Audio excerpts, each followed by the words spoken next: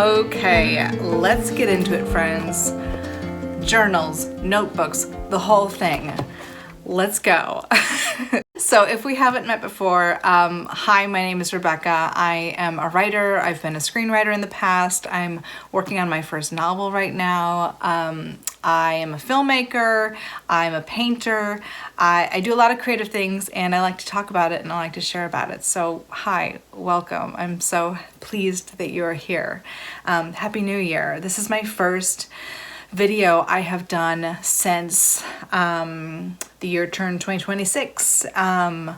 Christmas was wonderful with my family. It was crazy. It was hectic. We went to Michigan and saw my sister and her baby was sick, made everybody sick. I wrote a poem about it on my Substack recently. You can check that out in the link below. But yeah, so I've been sick for like 2 weeks, which is apropos for the beginning of the year. Basically every year I get sick in January. But it was worth it because it was so much fun, and it's so fun to have a baby around at Christmas time. What a treat. Oh my gosh, we've got this like harsh, look at that. Ooh, the sun's gonna be moving as I do this, but we've got harsh January sunlight. It's like single digits right now. We're in the beginning of a cold snap. So I'm feeling revived after being really sick. I'm feeling excited about stationery, about notebooks, about pens, about writing. It's a very cozy time of year to just like settle down with your journals and yeah, just have fun. I have to tell you, these journals, they're not all consistent things that I do. Like some of them are, and some of them are just like when I remember that they even exist.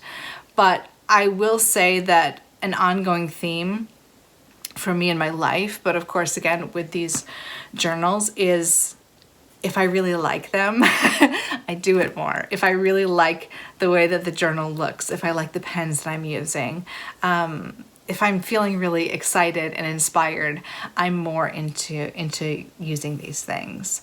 So let's talk about it. Let's get into it. First one, I have a logbook. This is a new notebook for me. It's not a moleskin. It's one of those ones that looks like a moleskin. I always think of moleskin as being the first of these kinds. Maybe it wasn't. I don't know. I always think of this as the German moleskin. Leuchtturm. I don't know how you say it. That, if you can see it. Leuchtturm. Anyway, really well made, really solid journal. It's got the little dots in it. If you can see, maybe not. I love this journal. I bought this as a treat to myself. It cost too much money, just like moleskins do, but I think it's better than moleskins have turned, you know, they've changed in their quality a little bit, as you'll see later. But yeah, this is my logbook. I first saw the writer Austin Kleon doing this, and I know many people have done this throughout their lives, throughout the centuries, throughout the eons. People have kept logbooks, and it's just exactly what it sounds like. It's you write the date and you write what you did that day. Really simple, pretty much black and white, maybe a little detail here and there. But yeah, mostly it's just recording your life. So for me, I go from the beginning of the day to the end of the day. Working on the novel, work in general, sometimes, like what I'm watching, what I'm reading, what I made for dinner. Like, it's just like the boring stuff of life. But I've been doing this since January 1st, and it's so valuable also. I mean, just in terms of looking back at your life, like what was I doing on that particular day? Well, I have a log for it. But it also, there are stories here. There are details of my own life, things that I've already forgotten if I was to think back on what I was doing on even January 1st. And I can look back and I can remember, oh yeah, it was really cozy and it was kind of a dark day, and my family watched The Family Stone, and we took an intermission in the middle, and my mom prepped dinner, which was a like a beef stew. Is that what she called it? Yeah, some kind of beef stew. And then I made meringues because we had pavlovas for dessert on January 1st, and I love having these details. I feel really connected with my life, and it feels very rich to have this. So on each page, I split it into two because a year is long. 365 days is a lot of days. So each page I split into two, and I write like right before I go to bed. After I wash up for bed, I get in bed, and this beautiful journal is sitting next to me, and I write down what I did that day. It takes 2 minutes. Again, I tried to do this for like 5 years. Like I have a bunch of these journals, not this fancy, but like simple little journals that I started as daily logbooks, and I just never kept it up. And I'm doing it this year, and it's just a non-negotiable before I go to sleep, like brushing my teeth. And I think a big part of it is because I really love this journal. I really love the color. It's so beautiful. It's so solid and substantial, and it looks beautiful like on the desk next to my bed. It just looks good, and I like it, and it feels good. And I'm really into these pens. Okay, maybe other people know about these pens. Look, it just looks like a regular pen, whatever. It feels like silk. It is so smooth and so wonderful. My mom got a packet of these, and she gave me 2 of them. They're called Zenith, Zennyth, Zenith pens. They write gorgeously. I guess it's like I don't know, I can't talk pens. What I can say is it writes beautifully. There's a ton of control. It just, not that that proves anything, but I've been someone, this is the only pen talk we're doing, but if you want more like journals and stuff, but I love this kind of thing. I have been loyal to the Pilot Precise V5 black ink pens, extra fine, whatever. But they've started running out of ink faster, which I don't know what the deal is with that. I still have like a 14 pack of them or whatever sitting over there somewhere, but I am like a convert to these pens. The Zenith pens. I love this. It's just, oh my God. It's like, it feels like luxury. And I think that you can get a pack of 6 for like 8 something, like $8. I love them. I love them. So maybe everyone knows about these pens. I live in a hole. I don't know. But if you too live in a hole, like, check these pens out. They're so good. Anyway, I had to tell you about that. And I know that's part of why I really enjoy sitting down in bed right after washing up and writing about my day. It feels special. It feels luxurious. And that's a big reason why I like to write at night, which is new for me. Okay, we'll go to the other part of the day. Morning pages. I know Julia Cameron's The Artist's Way is very famous, but there's always people who don't know about morning pages. Basically, she has you write freehand, just free write 3 pages in a notebook every morning. And that's to clear the canvas, clear your brain out, put your worries down on paper, unleash some creativity, work through the negativity in your head, burst through all of that. I have to tell you, I did morning pages. Oh, by the way, I always do them in like cheap notebooks. I don't care. I like the pink. I'm really into pink lately, but I don't spend a lot of money on morning page notebooks. Never have. I did these religiously for about a decade. 10 years of morning pages. I had to do it until I noticed several years ago that I was starting to use my morning pages as a procrastination tool. I noticed that I was extending how long I was working on the morning pages. I was also going through a lot of like personal healing work at that time. So I was getting really caught up in my emotions and about what was going on in my brain and what was going on in my life in the morning pages. And it just, in some ways I look back and I think, well, yeah, that was just the time in your life that you were going through. But it really did help for me to realize that I didn't quite need to like sit there and do 3 pages. Sometimes the thing that was going to make me feel better and really feel good about the day was I needed to get to work and I needed to write and I needed to get to work on whatever, like a screenplay that I was writing, the novel, whatever.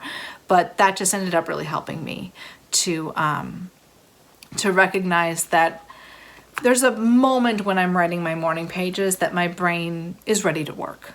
And now I tend to write like, I'll write like 1 page, I'll write 1 paragraph, sometimes I'll write 4 pages, but I don't follow the 3-page rule as much anymore. I don't know who that's helpful for, but there are some people out there that I know if you're using it to like, this is creative, but it's not really, if you're kind of procrastinating on your work. But I still have it, I still do it. It's a big part of my life, but it's not so religious to me anymore. I like to be a lot freer about things. This is basically just my regular journal. I am really bad at writing in it. This kind of thing, I'm gonna throw it away. No one's gonna read it, okay? The logbook, this is new. I hope to build up a whole shelf of these, right, over the years. This is more of a traditional journal diary. I take it to a coffee shop. I write about what's going on in my life lately. I try to write about big events. I try to reflect on like our political landscape right now because it is historical. I try to write about like big things going on.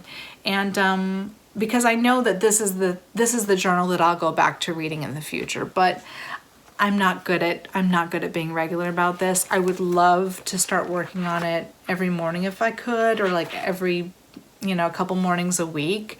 But that, I'm just going to confess to you, it's not a priority to me right now. That writing my novel is a priority, but I want to do this more. So if you have a habit with just writing your regular journal, tell me how you do it, because it really does matter to me. I really do want to write in this thing more. But anyway, it's there and I take it with me. It's a nice, I didn't even tell you what kind of thing this is. This is like $10, I think, from Target. It's called Green Room. I feel like this is like an undiscovered notebook. Like I feel like it's not something that I've heard about, and I just bought it casually. This is a brown one. I don't even know if you can tell. It's like, yeah, you can kind of see the brown. Woo, that light. There we go. But it kind of feels like leather. It's not. It's a very cheap notebook. I have a black one that I'm working on a screenplay, like notes for a screenplay in. This is a brown one. Again, it's called Green Room. It feels luxurious for how cheap it is. It's just got these like kind of cream, simple, whatever. I don't know if that showed, but cream paper, smooth, doesn't bleed through too much, but still kind of on the thinner side, lined. This is like a luxurious notebook for really pretty little money at Target. If you're looking for something that feels like very like sort of bookish and like on the masculine side, I really like that about it. Anyway, there you go. Next, okay, I had to make a decision. I'm not going to go through my planner because it's brand new and I'm still figuring it out. I'm gonna do a different video on this planner because it's a work in progress. I'm futzing with it, I'm playing with it, and I feel like it would just be another fun video to do. And I'm still kind of letting it happen, but I'm not someone who has ever had a planner. I think that this is an A5 size planner. Check in with me later about that. But yeah, again, like the more I have fun with this stuff, the more excited I am to engage with it, and the more, the more beautiful I make it, the prettier, the more fun. But yeah, I'll just show you. I'm kind of playing with like cutting things out and playing with stickers and stuff like that. I made a little vision board. I'm going to show you that next time with more details as to why all that stuff's in there. But anyway, I just wanted to kind of show that off. Yay, planners. Okay, so next is this composition book. Yay, I loved it. Obviously, it's got the fishies. Woohoo. I know I got this for a discount during back to school shopping. I had no purpose for it, and I was like, I'm getting this. I don't know what the point is. You would think it would be one of those decomposition notebooks. No, it's called Jalapeno Paper Company. I don't know.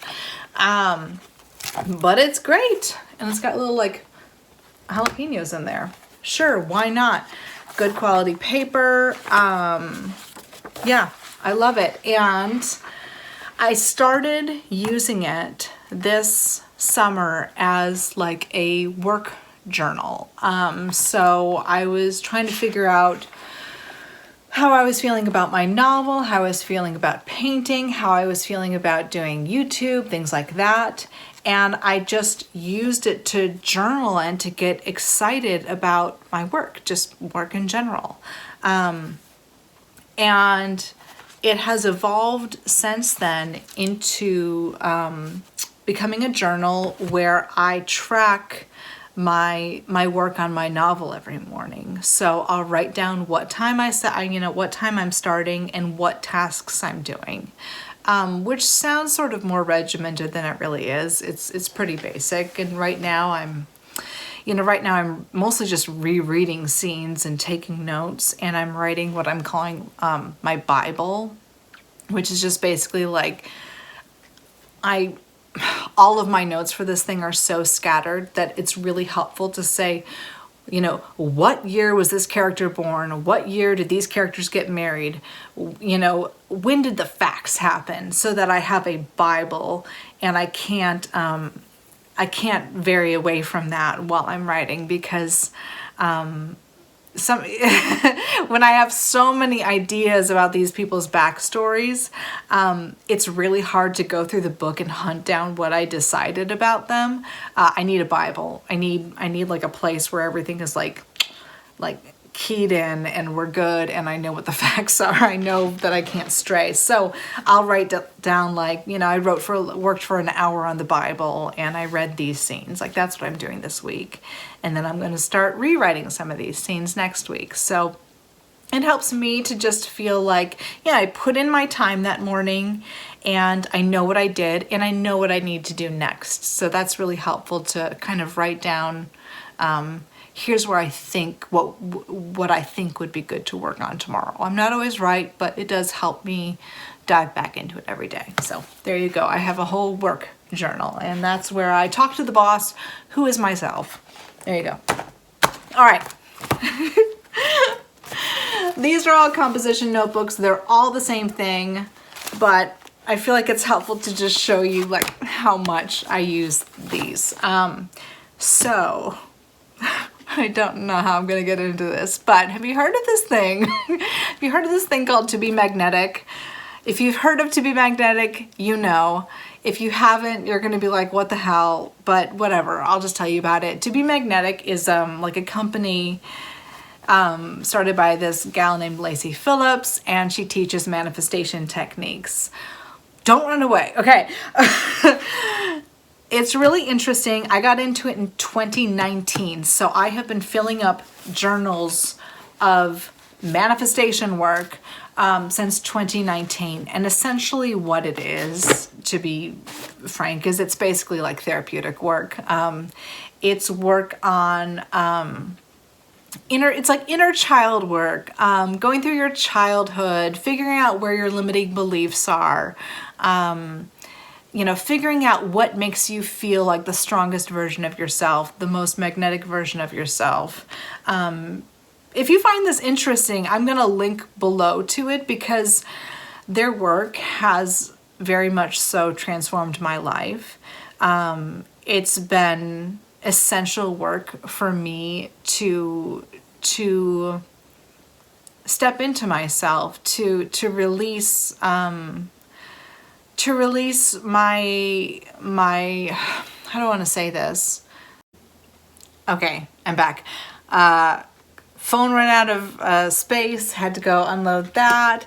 It's getting dark already. I think there's like a weather system moving through. Anyway, it's January. Changing light is part of it. Again, these notebooks full of Rebecca's therapy. These will be trashed in the future because they are full of emotions, and no one needs to read these when I die. So bye. But whatever works for you in healing, in journaling, in helping yourself become your strongest version of yourself, do it. I really recommend To Be Magnetic. I find their reprogramming exercises immensely helpful.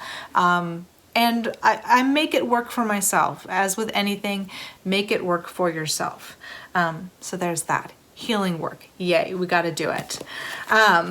This, I bought this summer. It's like a UB notebook, also from Target. I have written a couple pages in it, and that's it. This is for writing practice. Have I been good about doing my writing practice? Clearly not. And I should get back into it. And I'm just sharing it for you in case you are a writer, in case you want to get into writing. Writing practice is, in a way, it's similar to morning pages, the Julia Cameron morning pages, but instead it's more you're working with your prose, you're describing, you're creating stories, you're doing writing exercises. Like you can find millions, I'm sure, of writing prompts online that you can just write pages and pages from. I got writing practice from Natalie Goldberg, who wrote the fantastic writing book called Writing Down the Bones, but she has other wonderful books too. One of my favorites is Wild Mind. I love Wild Mind. But yeah, just the habit, getting into the habit, and I need to get back into it, of doing a writing prompt for 10 minutes, just writing about characters that you make up. It's almost like you're writing a little short story. There's no pressure. It's practice. You are in the practice of writing, describing, finding details, creating little dramatic moments, whatever wants to come up. So this is my sign to myself to get back into writing practice, because it's really good for us as writers. Notes. Just says notes on the top. This is another fantastic book, another green room notebook. It lays flat really well. It's just a really nice sort of classic old school feeling notebook. You can see I haven't taken the best care of it, but I use this notebook, and again, I've been lazy with this, but I try to use this notebook to take notes on novels that I've read. To write down the title and the author on the top, and just write down what I learned from that book. Write down the scenes that I learned something from, or that helped me think about my own writing in a specific way, or something that I think I might want to go back to in the future, right? I don't overthink this, and I clearly don't overthink it because I rarely do this, and I need to get back into it. But it's really helpful to have a place where I can write down techniques of writing that I want to refer back to. So there's that. Oh, I forgot that I added these. Okay, these are phone notes.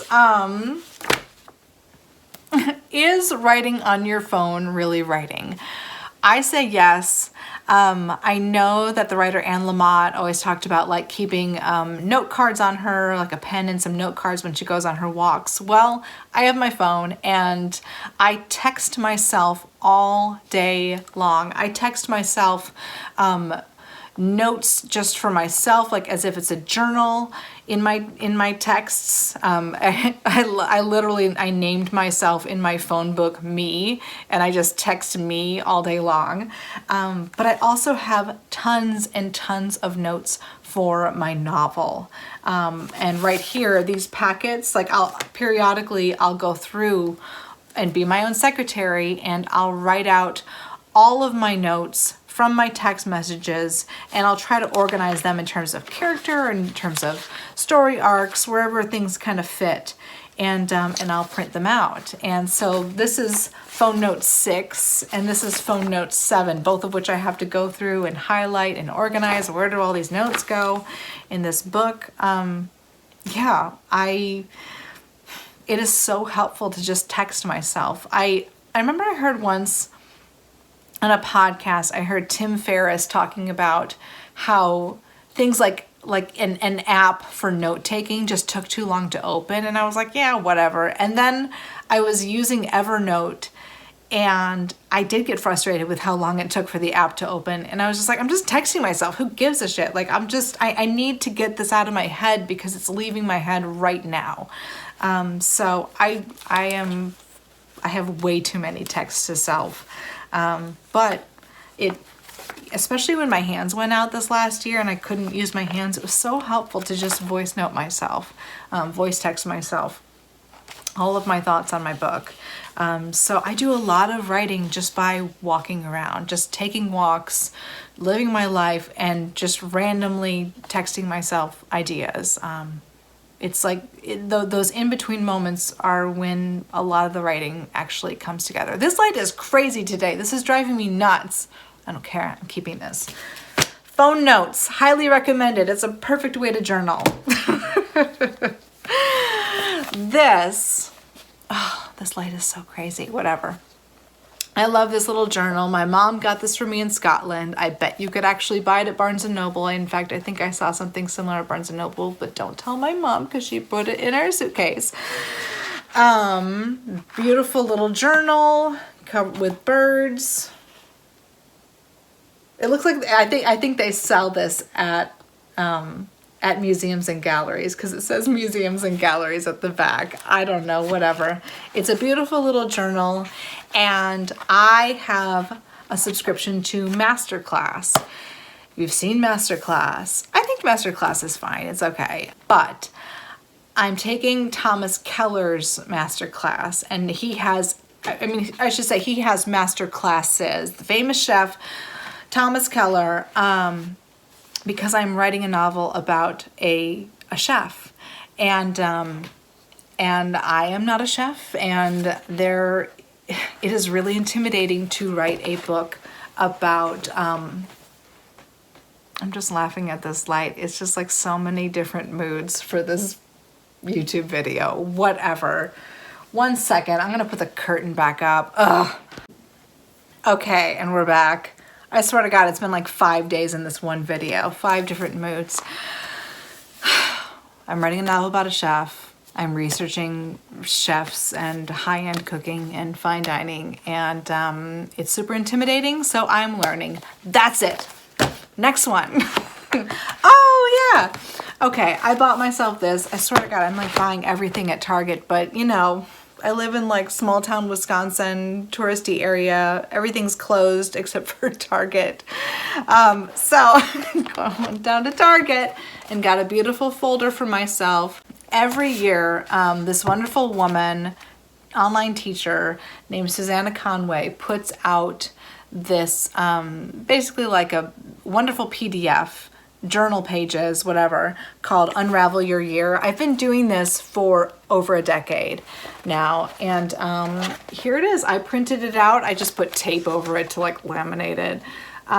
But Unravel Your Year 2026, I've only done most of the like looking back on 2025. Like the first half is looking back, and then the second half is looking forward into 2026. So you know, it's just, she has wonderful writing prompts, looking back on the year, reflecting, and I just wanted to make it beautiful. I think that's just, again, that's the running theme right now, is I'm making things more beautiful, and it's just that much more fun to engage with it. So I love this folder. It was like 2 something, I think. All right, we're nearing the end. So many notebooks. Here we go. You can see the paint splatters. This is something that I want to do more of. I have barely even gotten in. You can kind of see I've barely started with, I don't know if you would call this a sketchbook, an illustrated journal. I initially started this wanting to create a sort of illustrated journal. Those are my feet and moccasins. That was from 2022. You can see I don't really keep up with this. And then I started getting into gouache painting and painted some daisies. This was like a study for painting water with gouache paint. And like I love looking through looking through all these paintings that I did, and I barely did any, and I should do this way more. That's the UP in Upper Michigan. I love gouache painting. It's fairly new to me. It dries very quickly, which is perfect for if you want to paint in a journal. Dead seagull, but pretty. You know, just painting the bedroom where I slept. But that's it. Like I have some sketches in here, but they're not really going to show up on there. Yeah, you can't kind of see it, not really. But I need to do this so much more. This is just like a moleskin. I think it's just called a moleskin sketchbook, and it's great. The paper's great for gouache, but like, can you answer me? What the hell is this? Like, why is this thing so loose already? Why? I used to love moleskins, but this is so irritating. Anyway, it's so sunny now. Woo! Let's get into the last one. Okay, I have another moleskin. It's just a regular moleskin. I think it's just blank. Yeah, it's just blank pages in here. But again, like, I just got this last winter. Like, why is this so loose already? Anyway, moleskin, you got some splaining to do, buddy.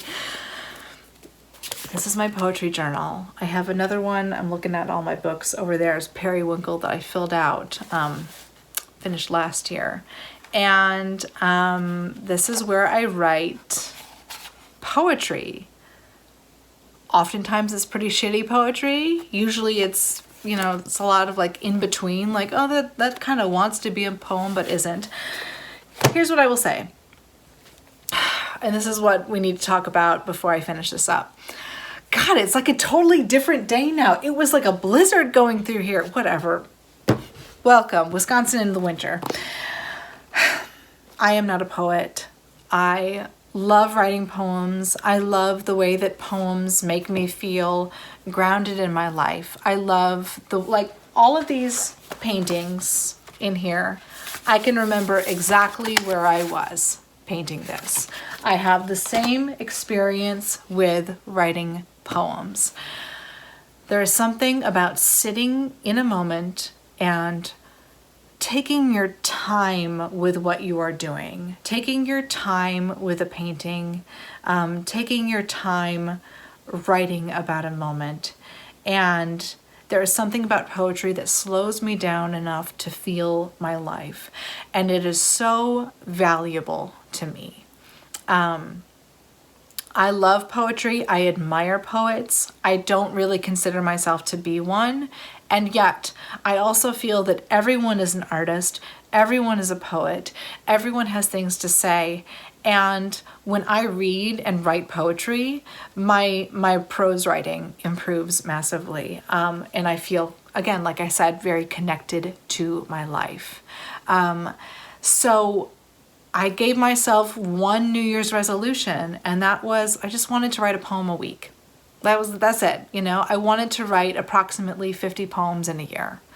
They can all be terrible. They can all be like kind of mediocre, you know, like clumsy. Some of them will be lovely, I'm sure, and I'll be really proud of them. But I just want the habit. I just want the habit of sitting down once a week and slowing down, reading other people's poetry and being inspired, feeling a sense of romance. I wrote about that recently in my Substack, and we'll get into my Substack in a bit. But I just wanted to feel romance. I wanted to feel swept up. I wanted to feel like life is magic and like amazing things happen all the time, because they really do, but you only really notice them if you consciously notice them. Sometimes, you know, you're in a parking lot at a grocery store and the sky just like lights up and is the best, you know, sunset you've ever seen, and life kind of sweeps you up randomly like that. But there are moments like that happening all the time, but you have to be looking for them and you have to be paying attention. We recently saw a coyote running across the lake, and we just caught the tail end of it.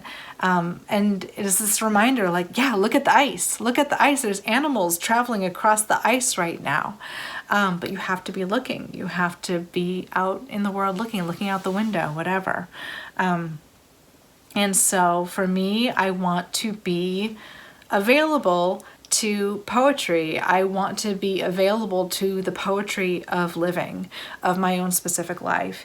And so I'm writing a poem a week. And the structure that I have given myself, and also sort of a public accountability, is every Friday afternoon I'm sending out a Substack where I'm sharing some poems that I really liked reading that week, and I'm sharing a writing prompt that all of us can follow if we want to. And then I'm also I'm sharing details of my life, and I'm sharing what I baked that week, because I try to bake something every week when I can. And I don't really know what this Substack is. I used to write journals. I used to write essays about creativity. And I don't have the capacity to do that on top of working on a novel. It's too much. My brain can't do it all. But I can spend an hour once every Friday afternoon and write to you and share about poetry, give us all a prompt, and then I can work on the prompt myself and write a poem myself. And my goal, no one is asking for me to accomplish this goal, but I want to self-publish a book of poems by the end of this year. I don't even know how to do that, so I'm going to learn that.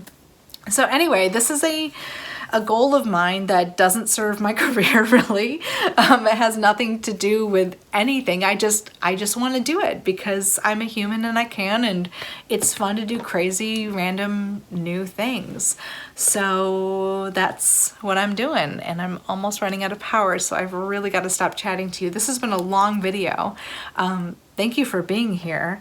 And if you want to write poetry with me, you totally should. I don't know what I'm doing. You'll see in the Substack, I'm trying to figure it out, but yeah, I've sent out a couple Substacks and I'm working on some poetry for myself, and it feels good. And it feels like a safe, wonderful, cozy place to gather with you on Friday afternoons. And, when I was... let me just say this and I'll finish up. I was a really lonely kid, really lonely teenager, and Friday afternoons were so great for me because I could come home, I could have magazines because I'm that age where we had magazines and I would get a magazine, the best Friday afternoon. I'd have a magazine, I'd sit out with all these colorful images and all these ideas and these essays, and it was this magical feeling of I'm not in school, thank God, and I don't have people to hang out with. Again, I was really lonely and I was really an uncomfortable young person, and it really helped to feel ooh, I have the whole weekend ahead of me. I don't have to survive school anymore for a couple days, and I have this magazine and I have this cozy feeling of I can do whatever I want now, and I can be creative. And so that's why I chose Friday afternoons, because I feel it's nice for us creative people to gather on Friday afternoons, and it's that Friday energy that feels so good and inspiring, and it's just nice to know that there's other creative people out there, and that's just me saying hello every Friday afternoon. I thought that would be nice. So, oh my God, I've talked myself hoarse. I still am kind of fighting this cold, so I should just get off. But isn't it funny? It's a totally different day. We have been through all these different moods throughout this. So anyway, thank you for being here. I am excited about 2026. I mean, my God, how could you not be... Oh my God, it's gonna fall. How could you not be excited? Okay, I gotta go. I'll see you, bye.